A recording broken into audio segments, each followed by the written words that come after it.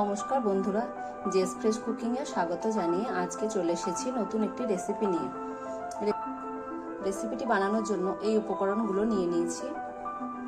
Soybean, কাঁচা সয়াবিনটাকে আমি 1 ঘন্টা ভিজিয়ে রেখেছিলাম। ডিম, একটা ডিম, কাঁচা বেসন, আদা রসুন বাটা, কাশ্মীরি লঙ্কার গুঁড়ো, হলুদ গুঁড়ো, লঙ্কা গুঁড়ো, গোটা জিরে, সাদা তেল। যে সিদ্ধ করা সয়াবিনটাকে মিক্সিতে বেটে নিয়েছি। এরপর আমি যে মশলাগুলো নিয়েছিলাম সব মশলাগুলো একসঙ্গে দিয়ে দেব।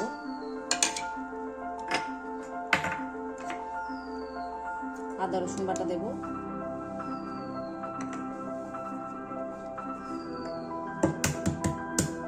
ডিমটা দিয়ে দেব, এবার কাঁচা বেসনটা দেব। আমি সব উপকরণগুলো একসঙ্গে মিশিয়ে নেব। সব উপকরণগুলো একসঙ্গে মিশিয়ে নিয়েছি। এবার স্বাদ মতো লবণ দেব।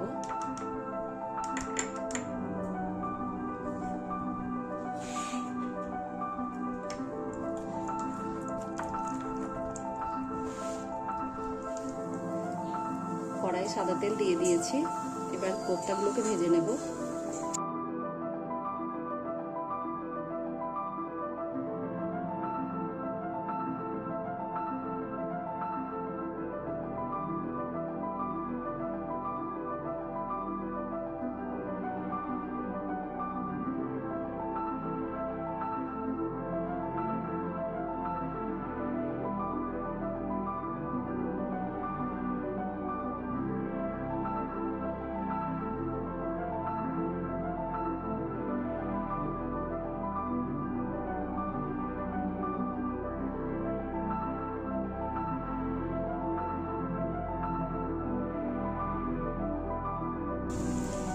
ভাজা হয়ে গেছে, একটা প্লেটের মধ্যে এবার তুলে নেব। রেসিপিটিকে একটা প্লেটের মধ্যে তুলে নিয়েছি। রেসিপিটি যদি আপনাদের ভালো লাগে, লাইক, কমেন্ট, শেয়ার আর চ্যানেলকে সাবস্ক্রাইব করবেন। পাশে থাকা বেল আইকনে ক্লিক করবেন।